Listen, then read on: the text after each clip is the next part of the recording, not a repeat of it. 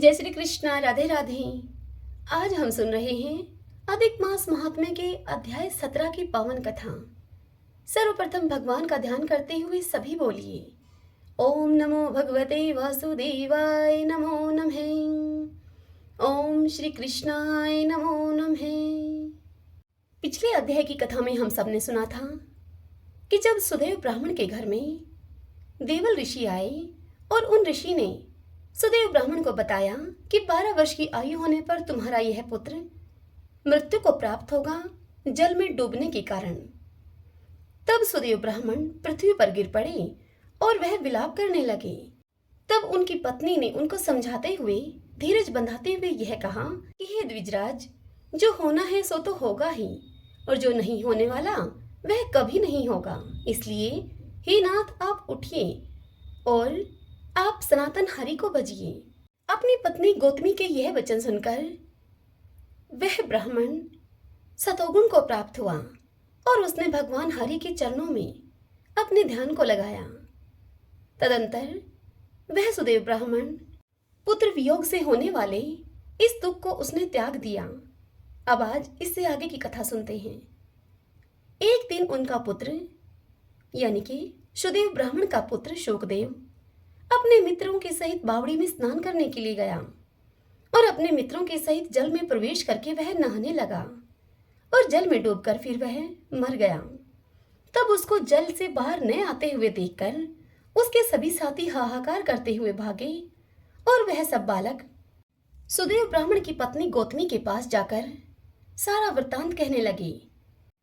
उन बालकों की यह अप्रिय वाणी को सुनकर वह गौतमी पृथ्वी पर गिर पड़ी। इतने में ही सुदेव भी वन से आ गया और अपने पुत्र का मरण सुनकर कटे हुए वृक्ष की भांति वह पृथ्वी पर गिर पड़ा। फिर दोनों स्त्री पुरुष उठकर बावड़ी पर गए और वहां मरे हुए पुत्र का आलिंगन करके उसके मृत शरीर को गोदी में लेकर सुदेव शर्मा बारंबार पुत्र के मुख को चूमने लगा। गोदी में पड़े हुए मृत पुत्र को देखकर वह रोने लगा और विलाप करते हुए कहने लगा कि हे पुत्र, मेरे बारे में सोचकर मेरे मन को हरने वाली, मेरे मन को आनंद देने वाली अपनी मनोहर वाणी कहो। तुम अपने वृद्ध माता पिता को छोड़कर जाने के योग्य नहीं हो। हे वत्स, तुम्हारे सभी मित्र वेद पढ़ने के लिए तुम्हें बुला रहे हैं। तुम्हारा उपाध्याय पढ़ने के लिए तुम्हें बुला रहा है। तुम इस समय कैसे सो रहे हो? मैं तुम्हारे बिना नहीं जीऊंगा, मैं मर जाऊंगा। अब मेरा वन में भी क्या काम है? ऐसा कहते कहते वह सुदेव ब्राह्मण भगवान के नामों का उच्चारण करने लगा। हरि ओम तत्सत। श्रीमन नारायण नारायण हरि हरि, भजमन नारायण नारायण हरि हरि। आइए भगतजनों, अब हम पुरुषोत्तम क्षेत्र के महात्म्य की कथा को सुनते हैं। सभी बोलिए विष्णु भगवान की जय। ऋषि जैमिनी जी इस पुरुषोत्तम महात्म्य के कथा को सुनाते हुए ऋषियों से कहते हैं कि हे मुनियों, तदंतर राजा इंद्रधुमन ने मन ही मन आश्चर्य से चकित होकर ब्रह्मा जी से पूछा कि हे भगवान, यज्ञ के अंत में भगवान विष्णु ने वैसे ही काष्ठ निर्मित स्वरूप को धारण किए थे जो कि रथ पर विराजमान थे। आपने मंदिर के भीतर भी उन्हीं विग्रहों के रूप में भगवान की प्रतिष्ठा की है। पहले आकाशवाणी ने भी मुझसे यही कहा था कि इस अपौरुषेय वृक्ष से भगवान 4 स्वरूपों में अभिव्यक्त होंगे, परंतु इस समय ये एक सच्चिदानंद घन ब्रह्मा रूप में प्रतिष्ठित दिखाई देते हैं। हे प्रभु, यदि आप मुझे इस रहस्य को सुनने का अधिकारी समझते हैं तो आप मुझे ठीक ठीक समझाइए और बताइए यह क्या है। तब ब्रह्मा जी ने इंद्रधुमन से कहा कि हे राजन, यह काष्ठ की मूर्ति है। ऐसा सोचकर तुम्हारे मन में इसके प्रति साधारण प्रतिमा की बुद्धि न हो। वास्तव में यह परब्रह्मा का स्वरूप है। जो विदारण करे या दान दे उसको दारू कहते हैं। परब्रह्मा परमात्मा स्वभाव से ही सब दुखों का विदारण और अखंड आनंद का दान करते हैं, इसीलिए उनका नाम दारू है। इस प्रकार चारों वेदों के अनुसार भगवान श्री हरि दारूमय हैं। वे जगत के सृष्टा हैं, इसीलिए उन्होंने अपने को भी दारूमय स्वरूप में प्रकट कर लिया है। शब्द ब्रह्मा और पर ब्रह्मा में कोई भेद नहीं है। प्रलय के समय दोनों एक हैं, केवल सृष्टि काल में व्यवहारिक भेद रहता है। शब्द और अर्थ दोनों एक दूसरे की अपेक्षा रखने वाले हैं। अर्थ के अभाव में शब्द नहीं और शब्द के अभाव में अर्थबोध नहीं होता। इसलिए चारों वेद जैसे शब्द हैं वैसे ही अर्थ भी हैं। भगवान हलधर ऋग्वेद स्वरूप हैं, नरसिंह जी सामवेद स्वरूप हैं, सुभद्रा जी यजुर्वेद की मूर्ति हैं और यह सुदर्शन चक्र अर्थवेद का स्वरूप माना गया है। वेद चार हैं। यह भेद दृष्टि है। अभेद दृष्टि से संपूर्ण वेद एक ही राशि हैं। अतः तुम्हारे मन में संदेह नहीं होना चाहिए। एक ही सर्वव्यापी भगवान अनेक रूपों में व्यक्त होते हैं। अन्य अवतारों में भी वे इसी न्याय से बर्ताव करते हैं। हे राजन, इस प्रकार से मैंने तुम्हें भगवान जगन्नाथ के भेद और अभेद दोनों ही बताए हैं, जिससे कि तुम्हारे मन को संतोष हो। उसी दृष्टि से भक्ति पूर्वक भगवान की तुम आराधना करो। भगवान सर्व रूपमय है तथा सर्व मंत्रमय है। जो जिस प्रकार उनकी आराधना करता है उसे वे उसी प्रकार फल देते हैं। इसी महिमा से भगवान विष्णु यहाँ प्रकट हुए हैं। जिसका जितना विश्वास है उसे उतनी सिद्धि प्राप्त होती है। तुम शुद्ध चित्त से मन, वाणी और क्रिया के द्वारा यहाँ दारु विग्रह यानी कि काष्ठ में स्वरूप को धारण करने वाले भगवान गोविंद की आराधना करो और इस मंत्रराज के द्वारा श्री हरि की तुम पूजा किया करो। इस मंत्र से बढ़कर दूसरा कोई मंत्र नहीं हुआ है और नहीं होगा। इससे पूजित होने पर भगवान विष्णु तत्काल प्रसन्न होते हैं तथा भक्त वत्सल भगवान अपना परम धाम उसे देते हैं। हे राजन, मैं तुमसे एक तत्व की बात कहता हूँ, तुम ध्यान देकर सुनो।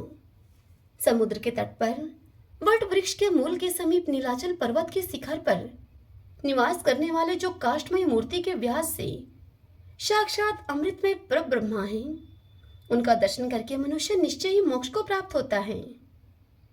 ब्रह्मा जी ने लोक शिक्षा के लिए राजा से यह सब कहकर पहले प्रकाश में आए हुए भगवान विष्णु के चतुर्विध स्वरूप को प्रकट किया।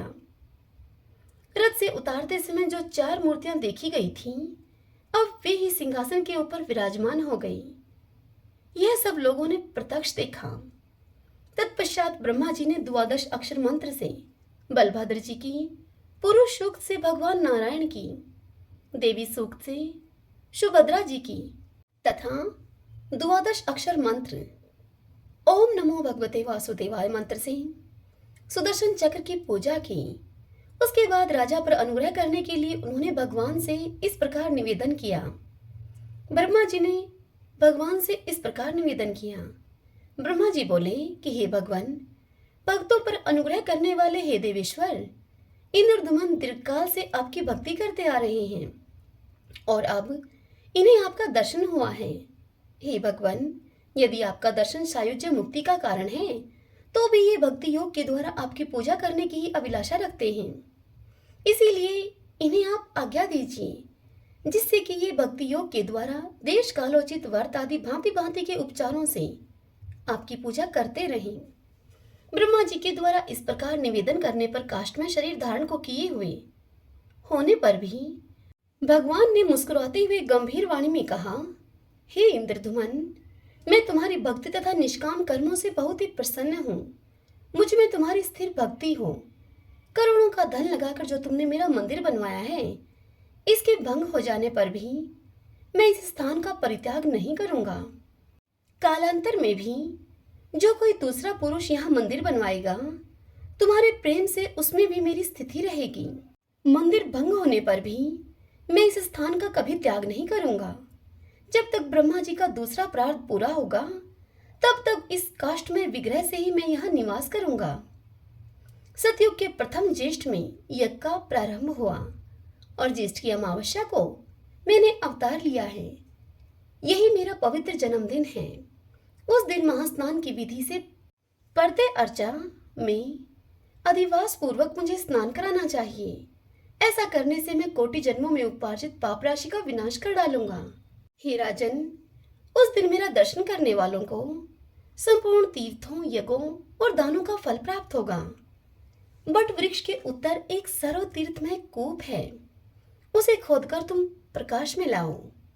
ज्येष्ठ की अमावस्या को प्रातःकाल मुझको, बलभद्र जी को और सुभद्रा को उस कूप के जल से स्नान कराकर मनुष्य मेरे लोक को प्राप्त कर लेगा। आषाढ़ माह के शुक्ल पक्ष की द्वितीया यदि उस तिथि में पुष्य नक्षत्र हो तो वह तिथि इस तीर्थ में मोक्षदायिनी मानी गई है।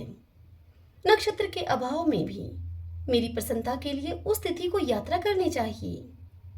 आषाढ़ शुक्ल पक्ष की पुष्य नक्षत्र युक्त द्वितीया तिथि को मुझको, बलभद्र जी को, सुभद्रा को रथ पर बिठाकर महान उत्सव के लिए बहुत से ब्राह्मणों को तृप्त करके गुंडीचा मंडप नामक स्थान में लेकर जाना चाहिए, जहां पहले मैं प्रकट हुआ था।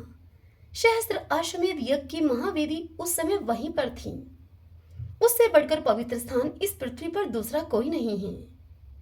जैसे ब्रह्मा के अनुरोध से और तुम्हारे बनवाए हुए शिखर मेरी अत्यंत प्रसन्नता का कारण हो रहा है, उसी प्रकार नरसिंह क्षेत्र में तुम्हारे यज्ञ की वह महावेदी तथा मेरी उत्पत्ति का वह मंडप मुझे अत्यंत प्रसन्नता देने वाला है। मैं बहुत समय तक वहां स्थित रहा हूँ, इसीलिए उस पर मेरा बहुत प्रेम है। मैं वहां तुम्हारी भक्ति से सदैव स्थित रहूंगा। हे राजन, मेरे उत्थान और मेरे शयन, मेरे करवट बदलने, मेरे मार्ग पावन तथा पुष्य स्नान का महोत्सव करें, अर्थात हरि प्रबोधनी एकादशी, हरि शयनी एकादशी और भाद्रपद शुक्ला एकादशी। इन 3 तिथियों में मेरे मार्ग पावरण तथा पुष्य स्नान का महोत्सव करें। फागुन की पूर्णिमा को मेरे लिए दोलो उत्सव करना चाहिए। जो दोला में दक्षिणा अभिमुख पूजित हुए मेरा दर्शन करते हैं, वे मनुष्य ब्रह्म हत्या आदि सब पापों से मुक्त हो जाते हैं। हरि ओम तत्सत। श्रीमन्नारायण नारायण हरि हरि, बजमन नारायण नारायण हरि हरि। श्री कृष्ण गोविंद हरे मुरारी, हे नाथ नारायण वासुदेव। श्री कृष्ण गोविंद हरे मुरारी, हे नाथ नारायण वासुदेव।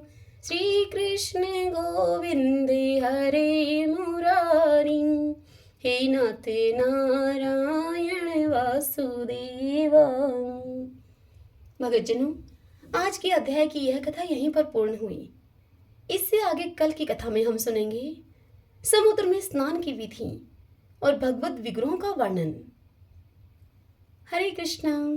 मिलते हैं कल इस कथा के साथ।